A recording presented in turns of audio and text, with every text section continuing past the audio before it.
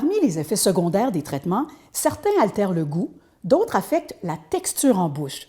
Mais pour faire le plein de saveurs et pour en atténuer quelques-unes, disons-le, moins agréables, il existe des astuces.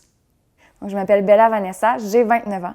J'ai été diagnostiquée d'un cancer du sein à 27 ans, le 12 octobre 2021.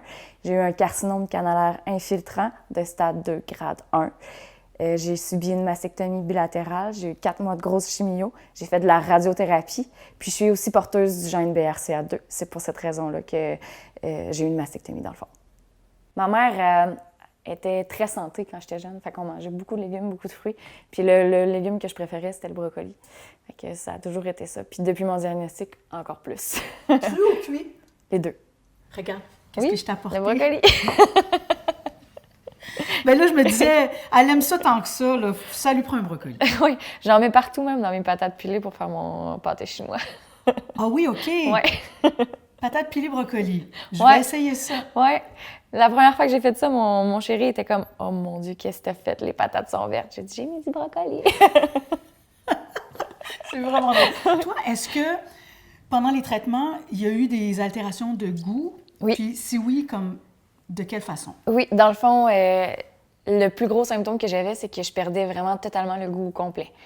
Je ne pouvais pas dire qu'une chose goûtait la fraise ou qu'une autre chose pouvait goûter salé. Bien, salé, oui, mais je ne pouvais pas dire que ça goûtait les chips, mettons. Là, les chips au barbecue, ben, je les goûtais pas. Oui, c'est ça, je le goûtais pas. Oui, c'est ça. Puis sinon, ben, c'était les textures aussi. Avec tout ce qui était viande, puis qui donnait un goût pâteux, là, j'avais beaucoup de misère avec ça. Ouais. Est-ce que tu avais la bouche sèche? Bouche sèche? Oui, j'avais la bouche sèche. Puis j'avais des ulcères aussi dans la bouche. Ah. Ouais. OK. Donc là, il y avait des choses, peut-être que pour toi, là, une clémentine... L'acidité, ça fonctionnait pas. Non, Ouais. hein, c'était pas vraiment ton ami. Non, exact. Mais ça a été réversible? Oui. Ça, c'est encourageant. Oui, oui, oui. Oui, ça finit par disparaître, là. Plus que les traitements avancent puis qu'on avance la fin, ça revient. Ouais. Heureusement. Oui, heureusement. Tu sais que nos bourgeons gustatifs se renouvellent, se régénèrent à tous les 10-12 jours non, à peu près. Je savais pas ça. Ouais. Alors, c'est encourageant de se dire qu'à un moment donné, il y a comme un roulement qui se fait. Puis pour aider, par exemple, à donner un petit coup de balai, tu peux brosser tes dents, mais tu peux brosser la langue aussi pour justement éliminer les cellules qui seraient mortes sur tes papilles. Oui, puis qui empêcheraient le goût de passer. Exactement. Okay. Alors ça, c'est comme un premier truc. Un autre truc, ce serait, par exemple, de mâcher de la gomme sans sucre ou de prendre une petite menthe qu'on laisse sur la langue. Ça aide certaines ça personnes. élimine les oui, ça peut aider à faire saliver, ça peut aider... mais tu sais, tous les conseils, c'est essayer-erreur. Ouais. Ce qui fonctionne pour une peut ne pas fonctionner pour quelqu'un d'autre. Ouais. Exactement. Donc, il faut essayer plein de choses. Dans les choses qu'on peut essayer aussi, boire de l'eau salée. Alors, boire de l'eau salée, je pense à du club soda. Parce que le mot soda, ça veut dire sodium, hein, c'est salé. Exact. Ou une eau minérale, il y en a plusieurs marques, là, mais qui est vraiment riche. Haute en sodium. En sodium, exactement. Parfait. Alors, ça goûte salé. Comme tu disais, tu arrivais quand même à le détecter un peu, la saveur salée. Et ça peut aussi nettoyer la bouche puis aider... oui, c'est vrai. C'est aseptisant. Absolument. Ensuite, toute la gamme d'épices, d'herbes, de zestes, d'agrumes, de gingembre. Évidemment, si tu peux le tolérer dans ta bouche. Exact. Hein? Mais ça peut aussi donner du goût, je pense, au pesto, aux herbes salées du bas du fleuve. Toi qui es une fille... Oui, de la Gaspésie. Donc, les herbes salées, tu sais, dans un potage, dans une vinaigrette, ça peut aussi aider. Rehausser le goût, oui. Absolument. Exact. Donc, quand il y a un goût métallique, on essaie d'éviter tout ce qui peut rappeler ce goût métallique-là ou exacerber, empirer le goût métallique. À commencer par les ustensiles avec lesquels on mange. On n'y pense pas toujours, mais tu sais, des fourchettes en inox ou tout ça, c'est pas la chose à faire. Donc, dans les options qu'il y a, il y a évidemment tout ce qui est en bambou. Donc, c'est compostable aussi.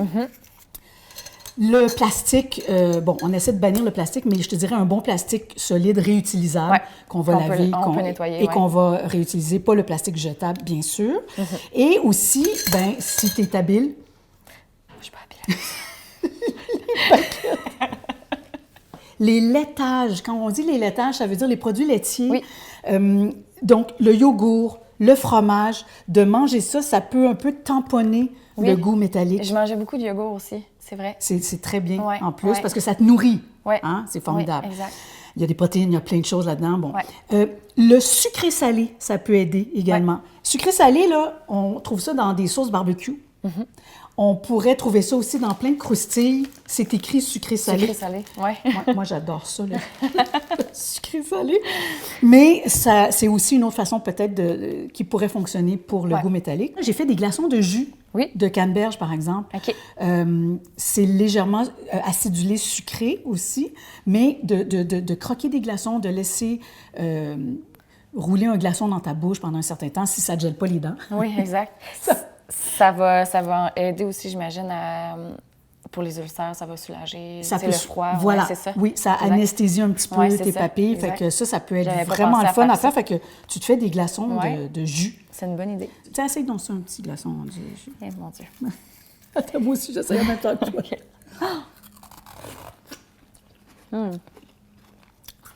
C'est bon. Vraiment. Ça fait comme un popsicle. Ça fait comme un popsicle, exactement. En fait, ça pourrait être un popsicle aussi, de vrai jus, parce que tu sais, on veut éviter ceux juste avec le sucre et le colorant. Ma maman elle faisait nos popsicles comme ça. Puis on veut que ta maman soit fière de nous. Oui, tout à fait. Merci, Bella. Comme Bella le mentionnait, la manière dont le goût est altéré, c'est temporaire. Et avec quelques essais et erreurs, on finit par trouver des solutions.